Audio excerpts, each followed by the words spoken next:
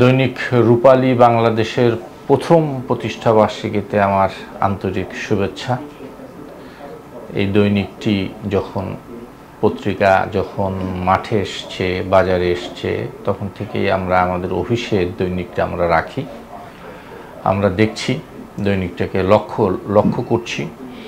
এর বিশেষ করে আমি বলবো, আমি স্পোর্টস লাভার, স্পোর্টসের নিউজগুলো আমি দেখি, বেশ সুন্দর স্পোর্টস নিউজ করছে। পাশাপাশি পলিটিক্যাল রিপোর্টগুলো আমি লক্ষ্য করি, তাদের পলিটিক্যাল রিপোর্টগুলোও পক্ষপাতহীন এবং এক ধরনের ফোকাস তারা দেওয়ার চেষ্টা করছে। রূপালী বাংলাদেশের অনেকেই আছেন যারা ইতিপূর্বে বিভিন্ন জায়গায় বিভিন্ন দৈনিক পত্রিকার টেলিভিশনে কাজ করেছেন, তাদের সুখ্যাতি আছে, সুনাম আছে।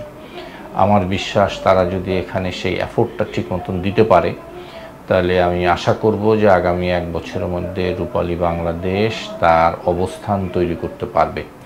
মাল্টিমিডিয়ার কথা যদি বলি, মাল্টিমিডিয়াও তাদের নতুন নতুন সাবস্ক্রাইবার হচ্ছে এবং বেশ কিছু রিপোর্ট এবং কন্টেন্ট আমরা দেখেছি যেগুলোর মধ্যে এক ধরনের বোঝা যায় যে তাদের চেষ্টা আছে। আমার বিশ্বাস হয়তো আগামী দিনে রূপালী বাংলাদেশ এই একটা অবস্থান তৈরি করে নিতে পারবে।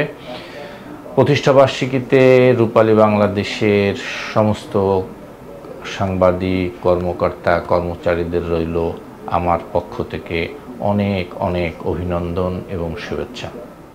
দৈনিক রূপালী বাংলাদেশ, মুক্ত চিন্তার দুরন্ত প্রকাশ।